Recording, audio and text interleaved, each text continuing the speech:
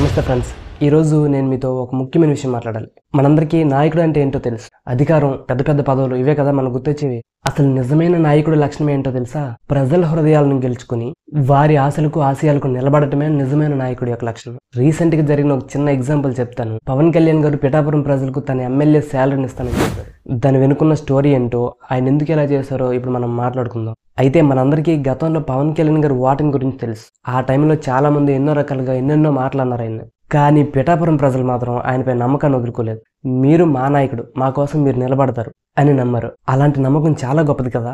ఆ నమ్మకానికి బదులుగా పవన్ కళ్యాణ్ గారు వాళ్ళకి మంచి గిఫ్ట్ ఇచ్చారు. ఆ గిఫ్టే తన ఎమ్మెల్యే జీతం.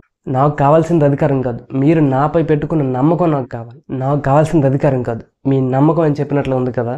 ఆయన వాళ్ళకి ఇచ్చింది శాలరీ మాత్రమే కాదు, వాళ్ళు తనపై పెట్టుకున్న నమ్మకానికి రెస్పెక్ట్ ఇచ్చారు. నార్మల్గా రాజకీయాల్లో ఏంటంటే ఎవరైనా సరే ప్రజల నుంచి తీసుకుంటారు. కానీ ఇక్కడ ఒక నాయకుడు ఏంటంటే తన దగ్గర ఉన్నది ప్రజల కోసం ఇస్తున్నాడే. ఇది నిజంగా గొప్ప విషయమనే చెప్పాలి కదా. ఫ్యూచర్లో రాజకీయాలు ఎలా కూడా ఉండొచ్చా అని చూపించారు ఆయన. నిజమైన నాయకుడు అంటే ప్రజల కోసం పనిచేసేవాడని మనం నమ్మొచ్చు కదా. పవన్ కళ్యాణ్ గారు తీసుకున్న స్టాండ్ ఏదైతే ఉందో మనందరికీ ఒక స్ఫూర్తి అనేది చెప్పుకోవాలి. ఒక మంచి నాయకుడు రాజకీయాల్లోకి వస్తే ఏం చేయగలడో చూపిస్తున్నారు ఆయన.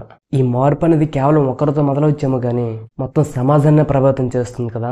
ఎవరైనా ఒక మంచి పని చేస్తే దాని ప్రభావం అనేది చాలా దూరం వెళ్తుందని మనం నమ్మాలి. మనం ఒక విషయం ఆలోచించాలి.